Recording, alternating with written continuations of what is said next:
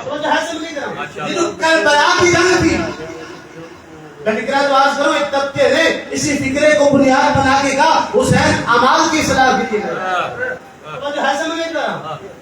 وہ وجہ بتائی گئی ہے. دیکھیں کربلا کے میدان میں بہت سارے لوگ تھے جن سے پوچھا گیا تم کیوں لڑنے آئے ہو, تم کیوں لڑنے آئے ہو, تو کہا ہم بغض علی میں لڑنے کے لیے. لڑنے کی وجہ کیا ہے؟ مجھے نہیں جانتے. کہا جانتا ہوں. کہا وجہ کیا ہے؟ کہا بغض ابھی تیرے بابا علی ہو. ابو شاہسے سے پوچھے, نافع ابن حلال سے پوچھے, جناب زہیر سے پوچھے, جناب سعید سے پوچھے کہ آپ جو آئے ہیں حسین کی نصرت کے لیے تو آپ کیوں آئے ہیں, آپ کیوں آئے ہیں؟ تو کہا ہم محبت علی میں آئے ہیں. پتا چلا کربلا کی جنگ صرف یزیدیت و حسینیت کی جنگ نہیں تھی, محبت علی اور بغض علی کی جنگ تھی.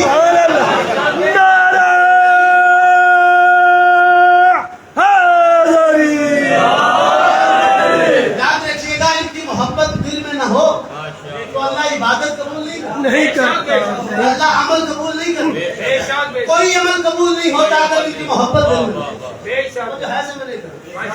فکرہ جو عرض کرو بغیر مرکز و محور ہے یہ زمین تو کچھ بھی نہیں. بغیر مرکز و محور ہے یہ زمین کچھ بھی نہیں, تو کچھ بھی نہیں. ولائے آل سے حالی ہے یہ دین تو کچھ بھی نہیں. نماز و روزہ حج و زکات و خمس و جہاد حسین ہے تو یہ سب ہے, نہیں تو کچھ بھی نہیں. ماشاءاللہ تو یاد رکھیے ان کی محبت دل میں نہ ہو زیادہ کوئی عبادت کرو. رسول کی حدیث موجود ہے, روایت رسول اللہ کچھ لوگ بہت نمازیں پڑھتے ہیں, بہت نمازیں پڑھتے ہیں, لیکن ان کی نمازیں اللہ تک نہیں پہنچتی. اللہ تک نہیں پہنچتی. اصحاب پیغمبر نے پوچھا یا رسول اللہ کیا نمازیں ٹھیک نہیں ہیں؟ کہا نمازیں ٹھیک ہیں, قانون شریعت کے مطابق پڑھی ہیں. کہا پھر اللہ تک کیوں نہیں پہنچتی؟ کہا میرے بتائے ہوئے طریقے کے مطابق پڑھی لیکن پھر بھی اللہ تک نہیں پہنچتی, اللہ تک نہیں پہنچتی. کہا یا رسول اللہ وہ سبب کیا ہے کہ نمازیں قانون شریعت کے مطابق ہیں, آپ کے بتائے ہوئے طریقے کے مطابق ہیں, ذکر صحیح ہے, رکوع صحیح ہے, قیام صحیح ہے, سجود صحیح ہے, پھر بھی اللہ تک کیوں نہیں پہنچ رہی؟ کہا انہوں نے اس سواری کا بندوبست نہیں کیا جو نماز کو اللہ تک لے کے جاتی ہے. اور حسن فیضی مدارس سے کہہ رہا ہوں, کہا اس سواری کا بندوبست نہیں کیا کہ جو نمازوں کو اللہ تک لے کے جاتی ہے. کہا یا رسول اللہ وہ سواری کیا ہے؟ جہاں قرآن میں نماز کا تذکرہ ہوا ساتھ اسی سواری کا ذکر بھی ہوا. اقیم الصلاۃ وآتوا الزکاۃ, الزکات وہ سواری ہے کہ جو نمازوں کو اللہ تک لے کے جاتی ہے. پتا چلا اگر کوئی زکات دیے بغیر نماز پڑھے گا اللہ نماز قبول نہیں کرتا. اب زکات کیا ہے؟ زکات بندوں کا حق ہے, زکات اللہ کا حق نہیں ہے, بندوں کا حق ہے. اور بندوں میں بھی امیروں کا حق نہیں, غریبوں کا حق ہے. اب فکر سے بات کیجیے, نتیجے پہ آگے یاد رکھیے گا کہ زکات غریبوں کا حق ہے, زکات فقیر کا حق ہے. فقیر کا حق ادا نہ کرو نماز اللہ تک نہیں جاتی, جناب امیر کا حق ادا نہ کرو تو نماز اللہ تک نہیں جاتی.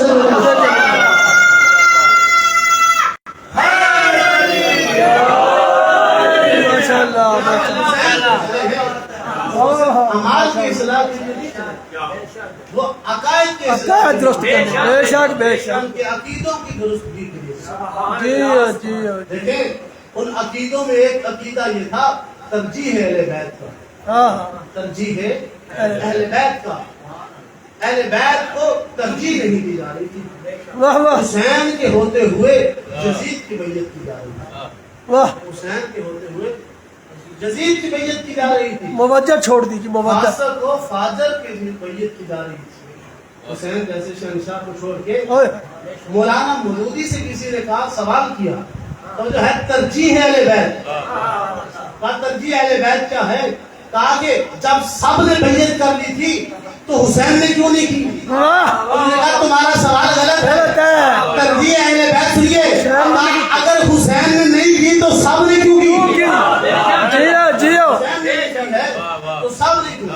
بے شک ایسے کا وہ جو ترجیح اہل بیت تھی، دیکھیں اس کا نتیجہ کیا نکلا؟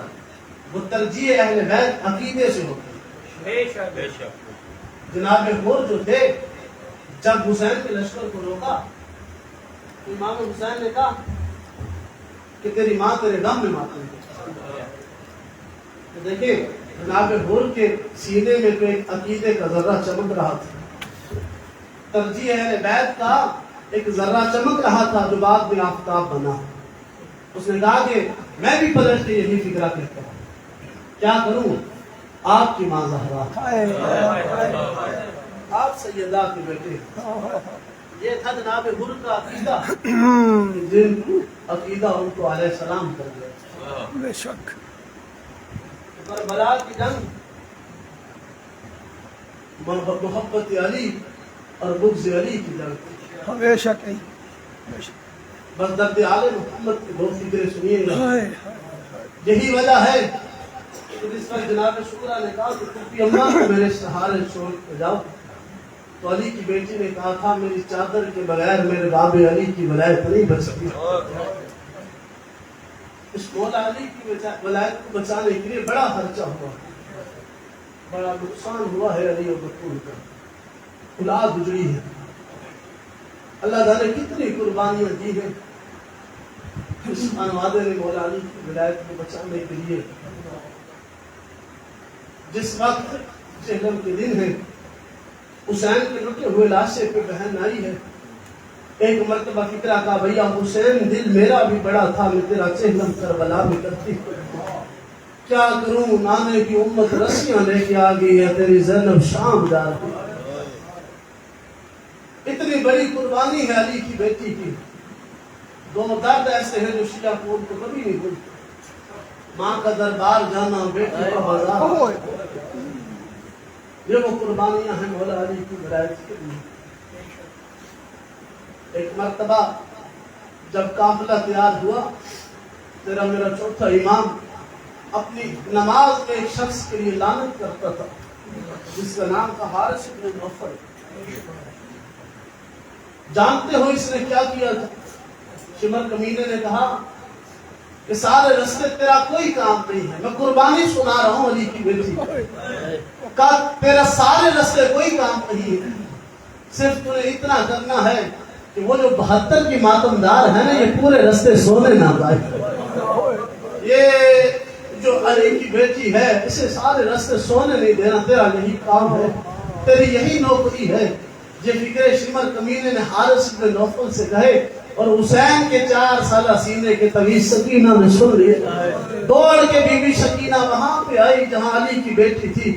کہا پھوپھی اماں ہو سکے تو سارے رستے سونا نہیں، میں سن کے آئی ہوں حارث کی ڈیوٹی لگ گئی ہے، اگر تو سوئے تو وہ تم پہ ظلم کرے گا. ایک مرتبہ تڑپ کے علی کی بیٹی نے کہا کہ جس کا اکبر جیسا مارا گیا ہو، جس کا عباس جیسا مارا گیا ہو، جس کا حسین جیسا مارا گیا ہو، اس نے کہاں سونا ہے. میں کبھی اکبر کا ماتم کر لوں گی، کبھی حسین کا ماتم کر لوں گی، بس عزادار و دو فکروں کی اجازت پاک نتیجے کی جا رہی ہے. جب کہا نا کہ میں اکبر کا ماتم کر لوں گی، یہ حارث کمینے کی ڈیوٹی لگی.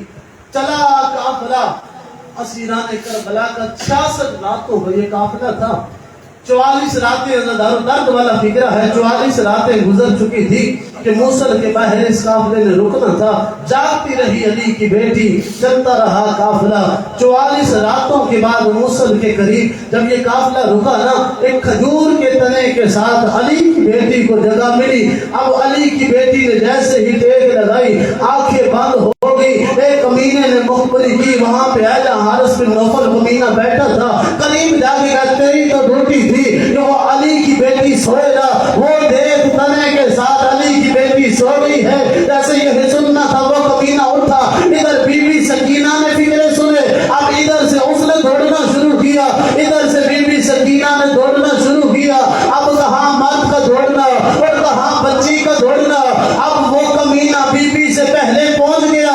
اس کمینے نے اللہ جانے کیسا ظلم کیا کہ بندے ہوئے ہاتھوں کے ساتھ بی بی کی چیخ نکلی، چہرے سے رخسار سے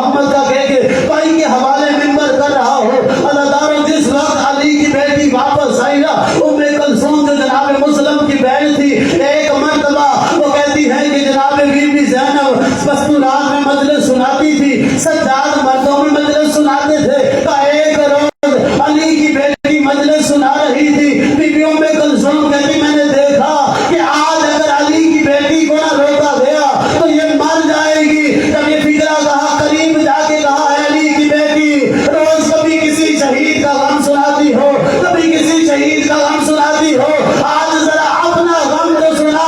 मुझे बताइए तेरे चेहरे पे रुखसार पे सलाम कैसे, ये तेरे चेहरे पे नील कैसे है। एक मर्तबा अली की बेटी ने सवाल का जवाब देने से पहले बीबी कुलसूम पे सवाल कर दिया कि मुझे बता कि जब कोई तुझे पत्थर मारे और पत्थर चेहरे पे लगे तो अपने चेहरे को कैसे बचाएगी। एक मर्तबा बीबी कहती अपने हाथ चेहरे पे रख लूंगी। तरफ की अली की बेटी कहती बस यही वजह है, पत्थरों की बारिश में मेरे हाथ बंधे हुए थे, कभी इस बाजार कभी उस बाजार।